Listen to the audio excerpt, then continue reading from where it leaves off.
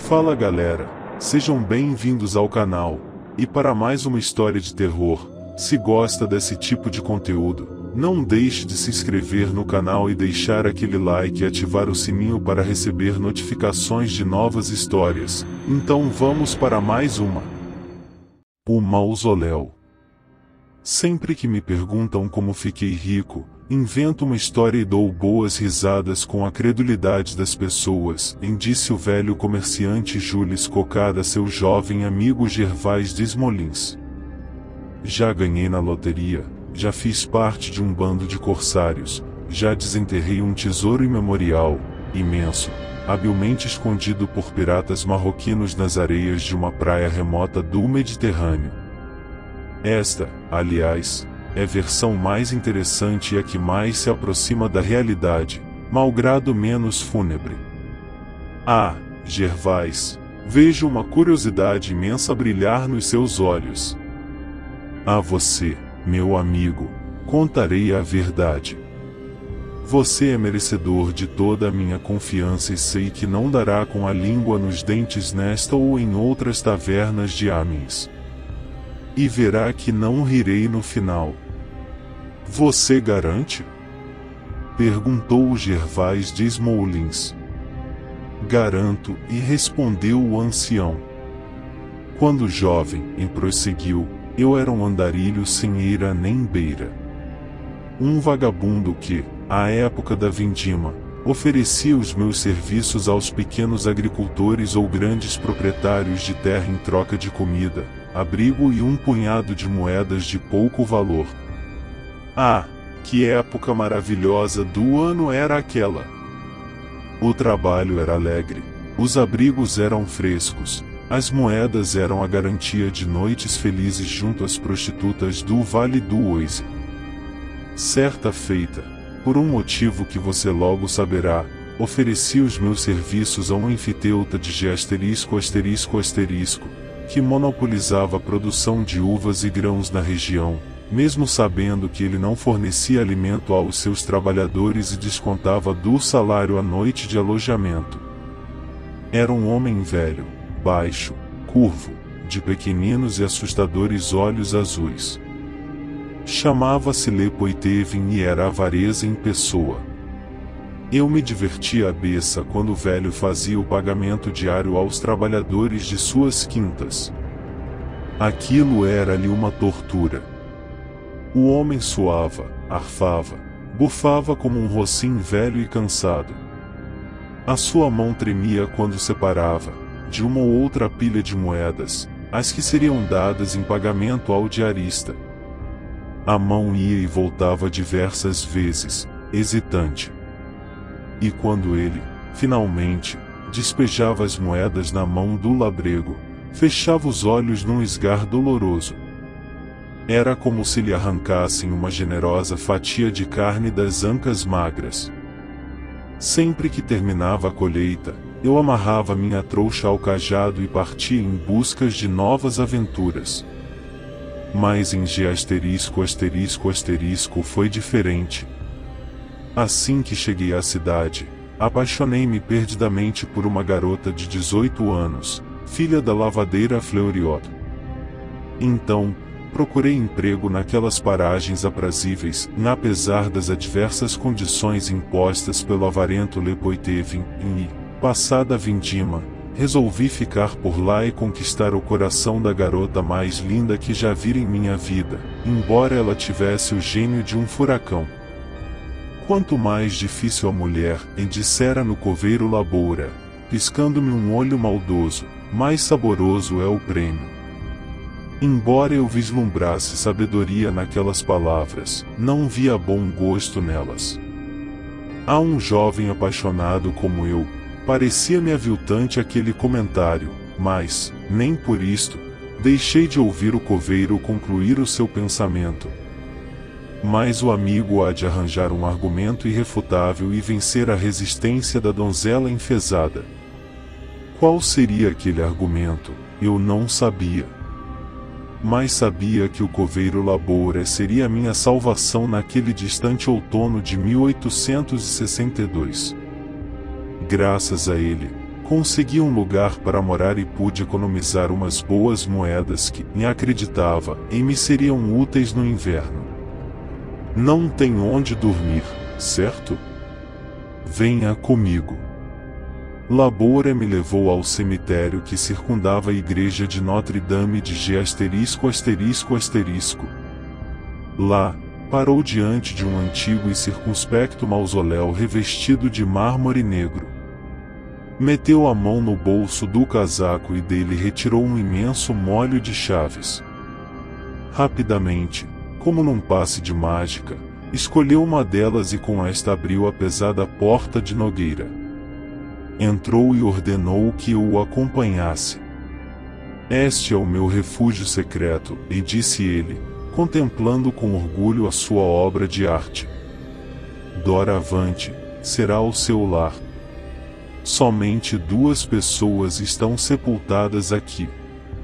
São os 2 filhos gêmeos do Sr. Salambier. Ele pretendia que todos os membros de sua família aqui tivessem o seu descanso eterno. Mas veio a Revolução e o Sr. Salambier, que era nobre de origem, embora carecesse de títulos, fugiu para as Antilhas, estabelecendo-se depois, ao que parece, na Louisiana. Por meio de um procurador, liquidou os seus negócios na região do Oise. Há mais de 40 anos que não se ouve falar dele e de seus descendentes. O interior do mausoléu era um recinto primoroso. Os nichos onde estavam sepultados os irmãos Salambieri, bem assim, os que deveriam receber os seus familiares, situados nas paredes laterais do grande túmulo, haviam sido cobertos com uma alvenaria esmeradamente caiada de branco.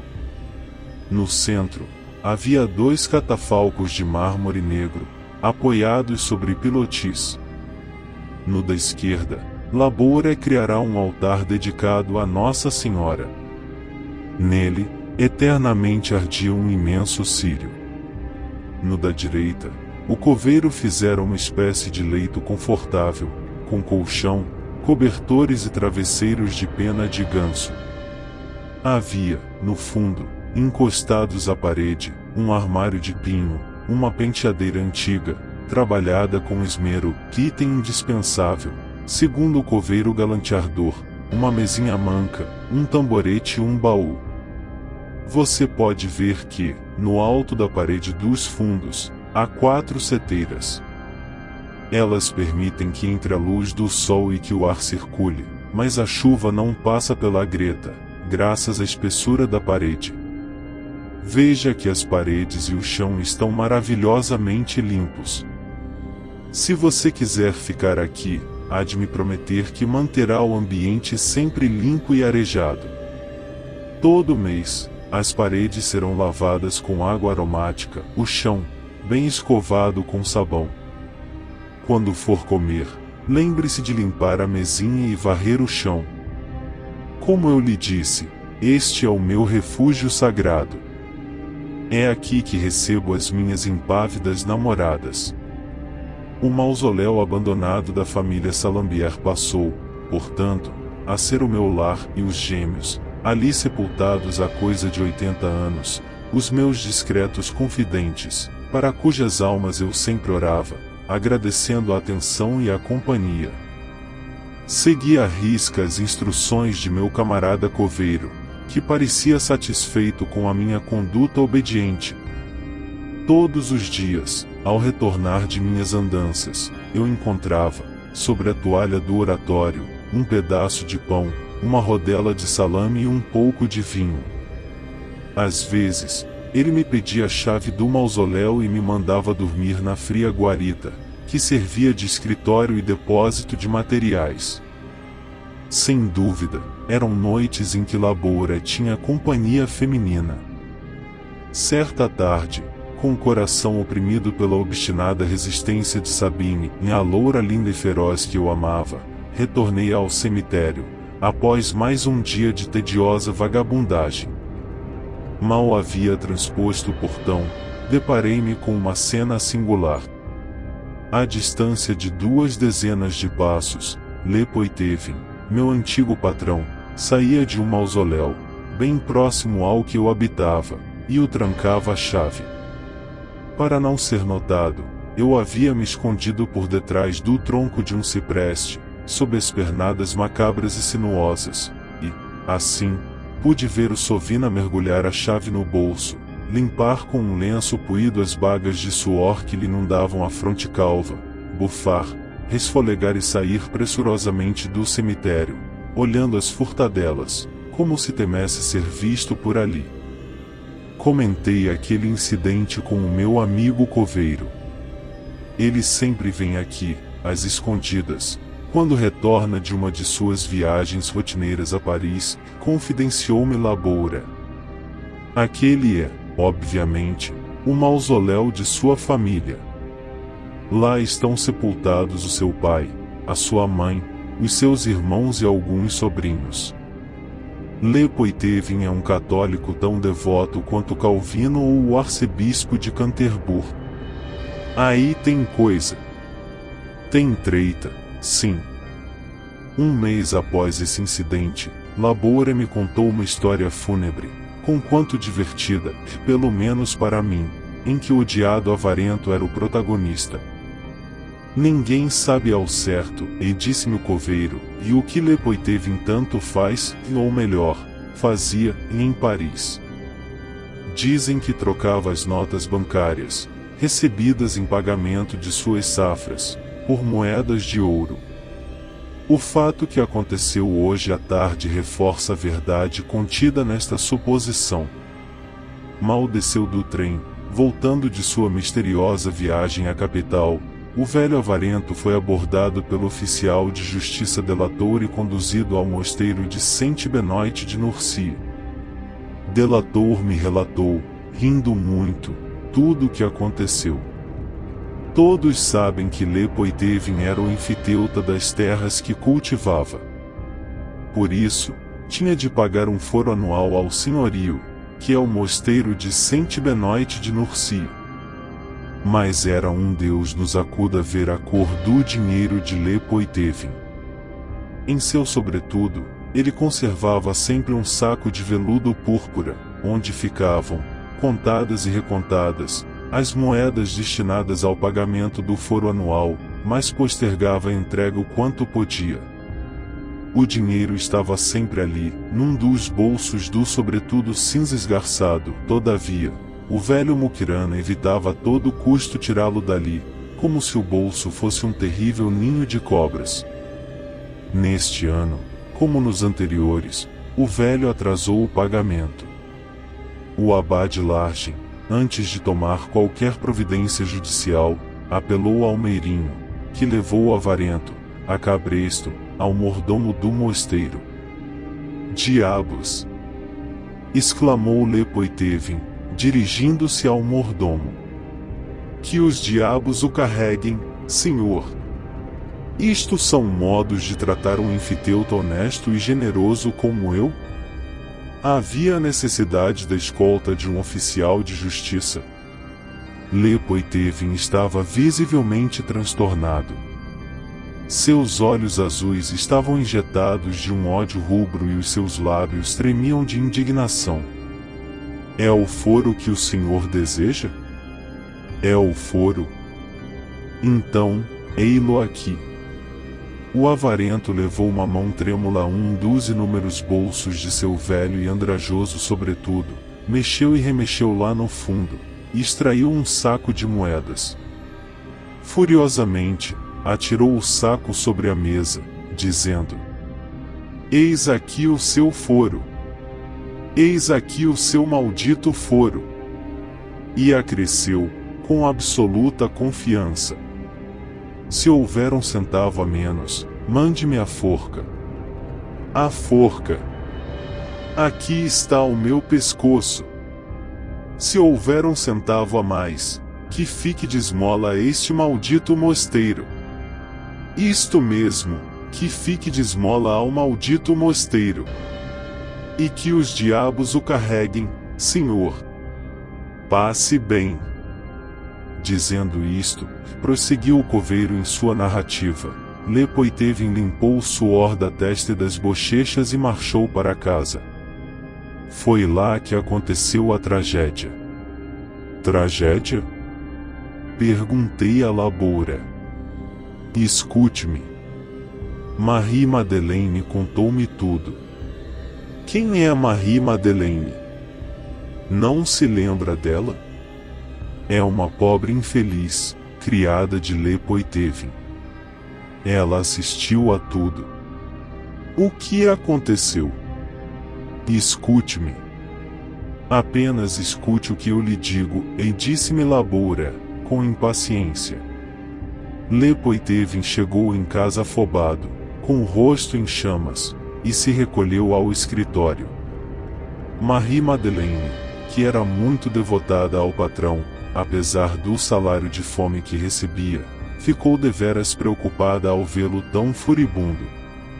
Embora o avarento se aborrecesse com frequência em algo que é absolutamente natural num muquirana, daquela vez o velho passará dos limites. Chutara a porta, dera um pontapé na gata Colombine, que, é claro, não era sua, mas Marie-Madeleine, já que gatos implicam despesas, e subira ao gabinete, onde se enfurnou. Passados os instantes, Marie-Madeleine seguiu o patrão e, por uma das diversas e centenárias frestas na porta do escritório, viu o que lá dentro acontecia. Le Poitevin sentou-se à escrivaninha, tirou um saco de moedas do bolso, abriu e despejou o conteúdo sobre a tampa. Ao fazê-lo, soltou um grito de terror. Diabos! Gritou. Eu, de tão transtornado, me enganei. Entreguei ao convento não o saco do pagamento do foro, mas o da venda de minha safra. Entreguei 10 vezes mais que o devido. Vou, agora mesmo, reclamar a diferença. Levantou-se com um sorriso macabro no rosto. Já se dirigia à porta, quando, de súbito, estacou. Uma palidez mortal subiu-lhe à face e o seu corpo pequeno tremeu como se acometido por uma febre convulsiva. Santo Deus! Santo Deus!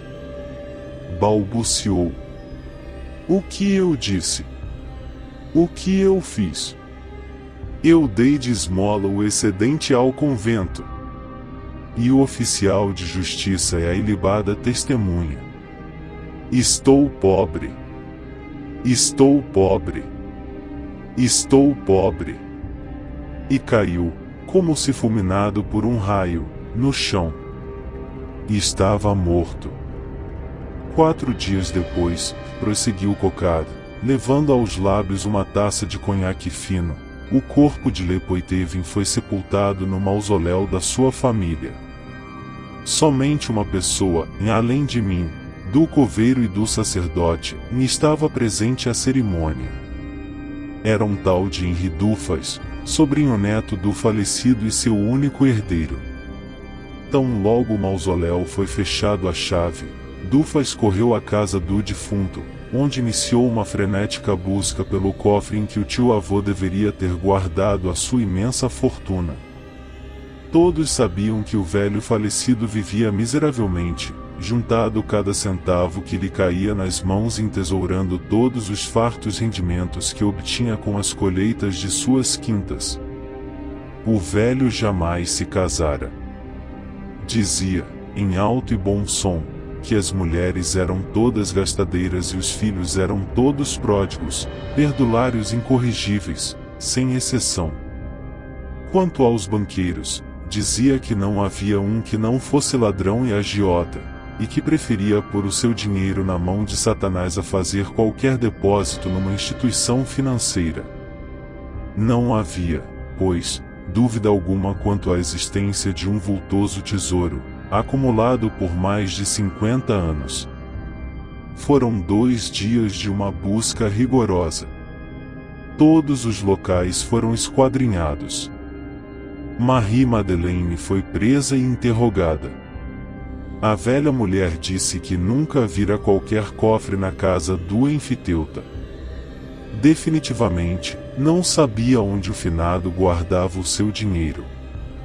O padre teve de intervir, pois sabia que a abnegada serva era um exemplo de honestidade e retidão. Essa mulher sempre se confessa e comunga aos domingos, disse o padre. Como sacerdote, posso afirmar que a cobiça não está entre os seus pecados. E, se minha palavra de pároco católico não basta, rememoro-lhes, senhores, que as moedas de ouro do falecido foram encontradas onde ele as deixou. O oficial de justiça as confiscou para amortecer os débitos do defunto para com o fisco. Se essa senhora fosse uma ladra, certamente o dinheiro não seria encontrado. Liberada a mulher, o herdeiro mudou de tática. Convocou um exército de desocupados, prometendo uma generosa gratificação a quem encontrasse o botim. Eu fui um dos voluntários. Foi uma semana de buscas incansáveis. A casa foi posta abaixo, não ficou pedra sobre pedra. As fundações foram removidas. O jardim e o quintal foram escavados a uma profundidade de 2 metros. Nada foi encontrado. Por fim, o herdeiro desistiu da busca na casa. Passou a procurar nas quintas lavradas pelo falecido, mas sem sucesso. Sabia que não poderia pôr abaixo as demais construções, já que a isto o mosteiro de Saint-Benoît de Nurcy se oporia veementemente. Além disso, muito duvidava que o velho tivesse ocultado seu tesouro nas terras do mosteiro. Haveria de ser um lugar seguro e exclusivamente seu. Mas qual? Dando-se por vencido, resolveu partir. Todas as terras enfitêuticas do tio-avô estavam hipotecadas e o jovem senhor não tinha como reme-las. Não sem o tesouro perdido. Velho desgraçado! Unha de fome! Eis o que eu encontrei entre os seus pertences, uma moeda de prata. Uma única, solitária, infeliz e pestilenta moeda de prata. Disse ele ao seu exército de desolados. E prosseguiu. Sabem de uma coisa? Que esse velho infeliz, cúmplice do diabo, fique com o tesouro para si e faça bom uso dele em seu túmulo. Renuncio a esse tesouro maldito. E, dizendo isto, me chamou. Faça bom uso dessa prata. Renuncio a essa herança desgraçada em seu favor, e disse-me, depositando a moeda em minha mão. Adeus. Então, partiu da cidade de G para nunca mais voltar. Naquela noite, na companhia dos silenciosos gêmeos Salambier, com os quais eu me habituara a conversar em meus momentos de solidão, não consegui conciliar o sono. As palavras do herdeiro, que me causaram uma imensa impressão, ressoavam em meus ouvidos como uma ladainha fúnebre. Na verdade, Sr. Salambier Ainé, eu acabei sendo o herdeiro do velho Sovina, disse ao mais velho dos gêmeos falecidos. Eis aqui a moeda de prata.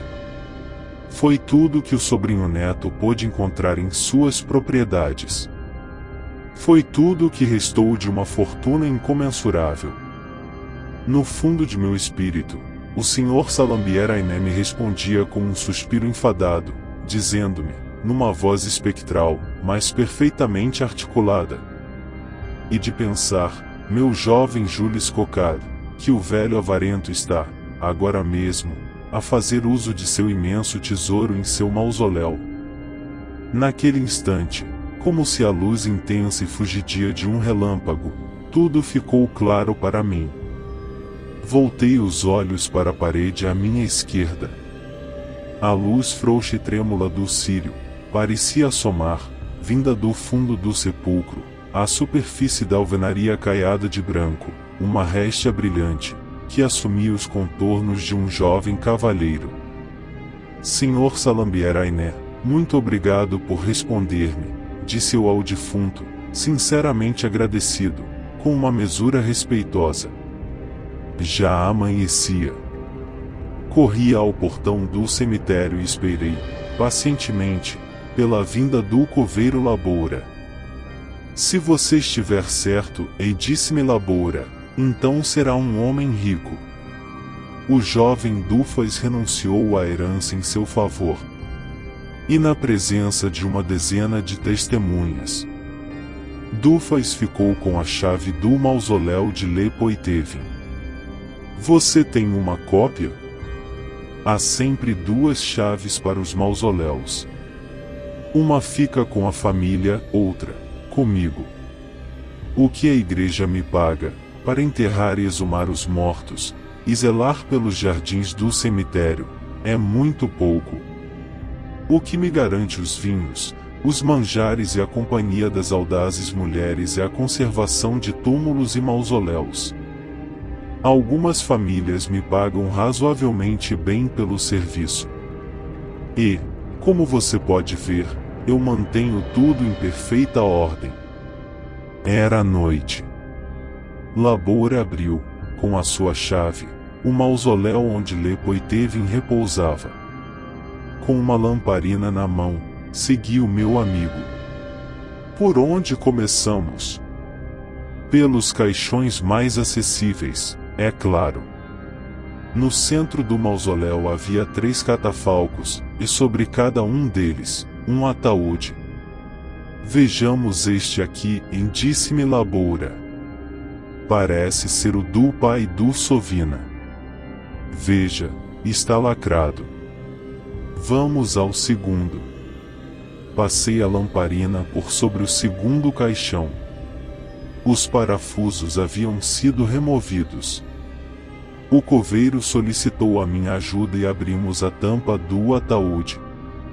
Um odor acre, de coisas deletérias, tomou conta do ambiente. Traga a lamparina, disse-me. Aproximei a lamparina do caixão. Dentro dele jazia o esqueleto de uma mulher. Passei o lume ao longo do sudário, mas nada vi. Não há nada, disse a Laboura, decepcionado. Vamos remover o pano mortuário e ver o que há embaixo dele. Laboura murmurou uns pedidos de desculpas à falecida mãe do velho Sovina e, vagarosamente, descobriu o cadáver até os ossos dos pés. Entre os ossos do cadáver, uma miríade de saquinhos de moeda, todos púrpura, como se cuidadosos ornamentos, saltou aos meus olhos. De fato, eu estava rico. E de pensar que o jovem Dufas estivera, há poucos dias, tão perto de sua inacessível herança. Recolhemos os sacos de moedas, em meu lar sepulcral, contamos o butim. Era uma imensa fortuna, e sobretudo para um pobre órfão como eu, em resplandecentes moedas de ouro. Agradeci ao meu amigo pela inestimável ajuda, e não somente com palavras emocionadas, mas com 10% de minha recente riqueza, o que fez dele um próspero e respeitado senhor de terras. No dia seguinte, procurei Sabine Fleuriot. Mostrei a ela uma pequena parcela de meu tesouro, que, muito convincentemente, falou por si próprio. Persuadida com tão eloquente e irrefutável argumento, Sabine capitulou num instante, e fugiu comigo naquela mesma noite. Estamos casados há 52 anos. Eis, meu caro Gervais, a história da gênese de minha riqueza, honestamente adquirida graças a uma mãozinha de um dos gêmeos Salambier. Dizendo disto, Jules Cocard esvaziou a sua taça de conhaque e partiu. Desta vez, não riu da credulidade alheia. Fim. Se gostou, deixa o like e não esqueça de se inscrever no canal.